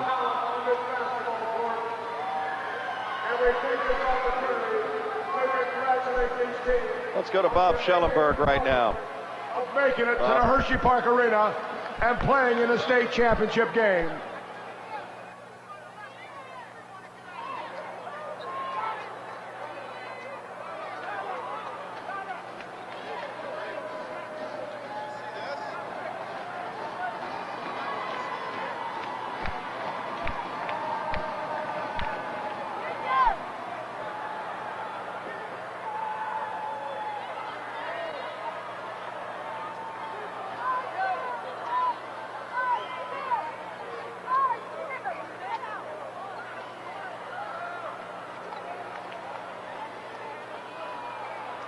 Ladies and gentlemen, at this time, Mr. Dwayne Norton and Mr. Jim Collins would like to recognize the Western champion and PIAA runner-up, Uniontown High School Red Raiders.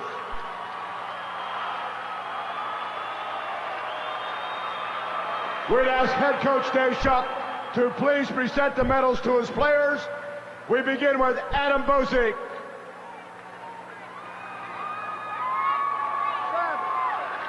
Nelson Jones. David Winfrey. Carl Farrell. De'Air Jenkins. Terrence Vaughn. Chris Jacobs.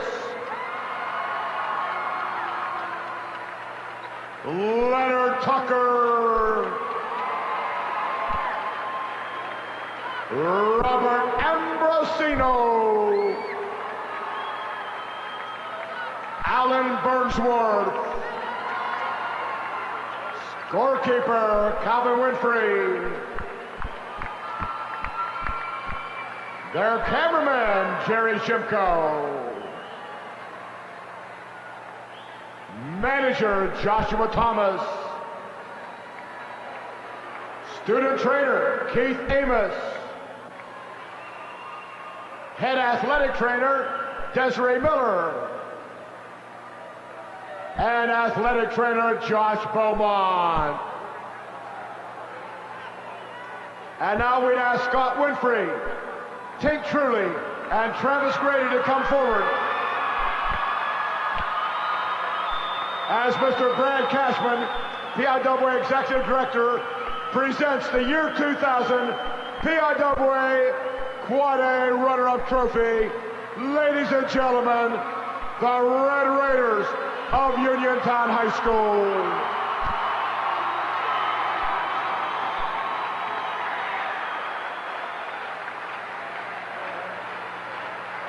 And now, District 1 Chairman, Mr. Rod Stone, will conduct the award ceremony for the Chester High Clippers, your year 2000 PIAA Quad A champions. Head coach Fred Pickett, if you'll please present the awards to Eddie Boyd.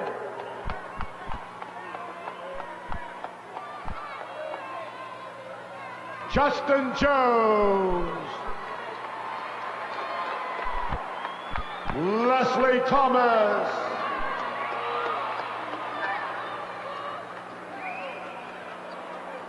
Renier Boast.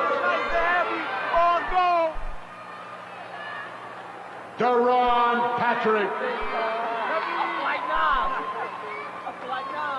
Akeem Taylor.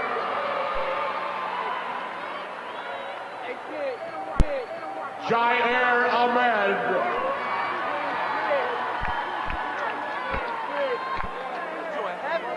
Mark Bowman.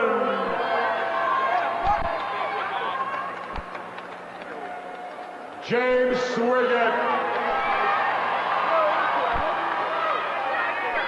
Greg Jackson.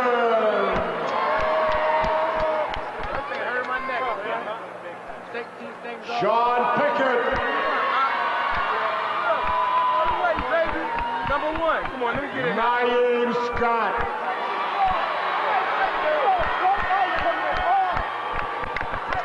Raymond Strickland. Lateef Watts. Yankuba Kamara.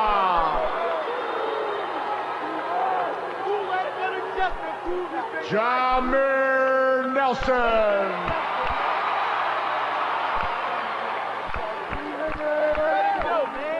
Statisticians, Kenny Harris and Terry Thomas.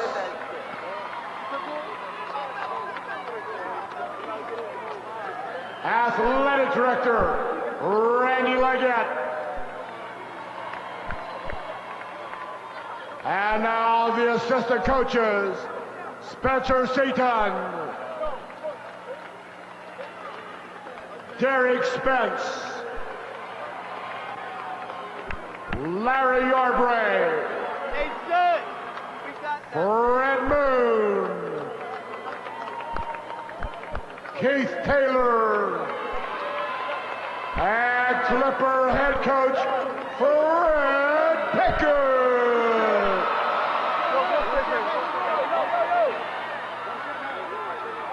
And now we'd ask Jameer Nelson, Lateef Watts, Sean Pickett, Naeem Scott, please come forward as you receive the 1999-2000 PIAA Quad A Championship Trophy. Ladies and gentlemen, the Chester High Clippers.